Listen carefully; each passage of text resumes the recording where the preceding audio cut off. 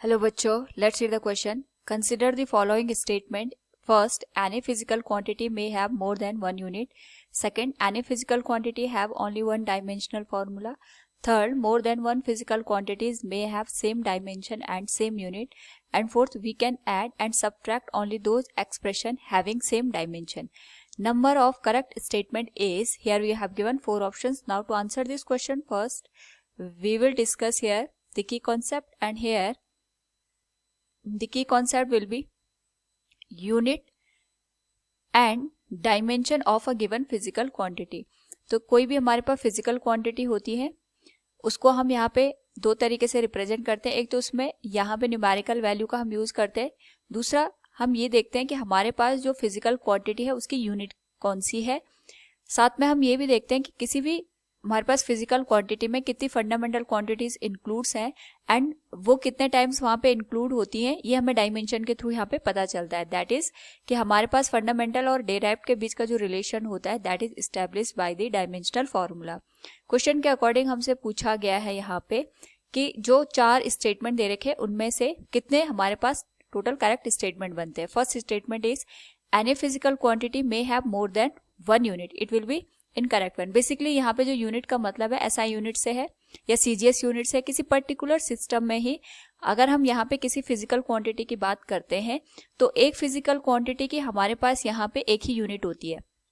Now यहाँ पे confusion create हो सकता है कि सपोज हमारे पास जैसे प्रेशर की हम बात करते हैं तो जो प्रेशर का फॉर्मूला होता है it is given as force per unit area, जिसकी जो यूनिट होती है हम लिखते हैं न्यूटन पर मीटर स्क्वायर, और यहाँ पे इसी की यूनिट को हम पास्कल से भी इंडिकेट करते हैं. लेकिन हमें ध्यान रखना पड़ेगा 1 न्यूटन पर मीटर स्क्वायर को ही हम पास्कल का नाम देते हैं. ये रीनेमिंग है. यहाँ पे हम ये नहीं कहेंगे कि प्रेशर की 2 यूनिट हो गए, न्यूटन पर मीटर स्क्वायर और पास्कल. ये एसआई यूनिट में ही हम इन दोनों को काउंट करेंगे. तो किसी भी फिजिकल क्वांटिटी को जब हम यहाँ पे एक्सप्लेन करते हैं तो उस पर्टिकुलर केस में हमें ये ध्यान रखना होता है कि हमारे पास चाहे एसआई सिस्टम हो चाहे सीजीएस सिस्टम हो, उस पर्टिकुलर केस में एक फिजिकल क्वांटिटी की एक ही यूनिट कंसिडर की जाएगी. जो तो हमारे पास जो फर्स्ट स्टेटमेंट होगा that will be incorrect one. Second is any physical quantity have only 1 dimensional formula.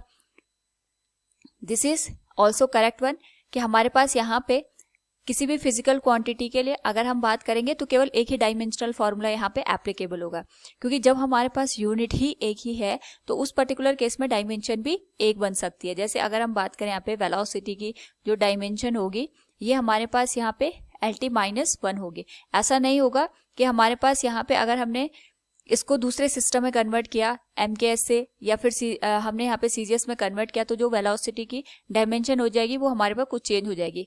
ये हमारे पास हमेशा एक ही या सेम रहने वाली है. यानी हमारे पास जो सेकंड स्टेटमेंट है इट इज करेक्ट वन.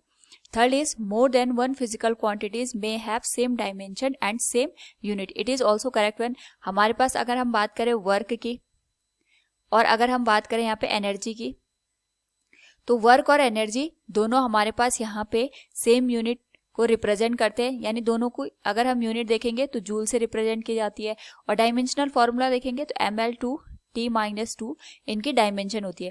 इसी तरीके से बहुत सारी ऐसी क्वांटिटीज हैं जिनकी डायमेंशन आपस में सेम होती है और यहाँ पे यूनिट भी आपस में सेम होती है. तो we can say more than 1 physical quantities may have same dimension and same unit.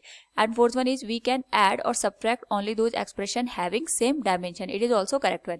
हमें ये ध्यान रखना होता है जब भी हम डायमेंशनल एनालिसिस की बात करते हैं तो अगर हमारे पास 2 क्वांटिटीज है जिनको हम ऐड या सब्ट्रैक्ट कर रहे हैं वो तब तक ऐड या सब्ट्रैक्ट नहीं होंगे जब तक हम यहाँ पे दोनों की जो डायमेंशन होगी उनको सेम नहीं रखेंगे. जब डायमेंशन सेम होती है तभी जाके हमारे पास यहाँ पे 2 क्वांटिटीज को हम ऐड या सब्ट्रैक्ट कर सकते हैं, और मल्टीप्लिकेशन और डिवीजन में हम डिफरेंट डायमेंशन की क्वांटिटीज को भी यहाँ पे कैलकुलेट कर सकते हैं. बट एडिशन और सब्ट्रैक्शन में सेम डायमेंशन ही ऐड या सब्ट्रैक्ट होंगे. So we can say here हमारे पास जो सेकंड, थर्ड और फोर्थ स्टेटमेंट है तीनों यहाँ पे करेक्ट है. So we can say number of correct statement is third. Option B will be the right answer. Hope all you understood it. Thank you and best of luck.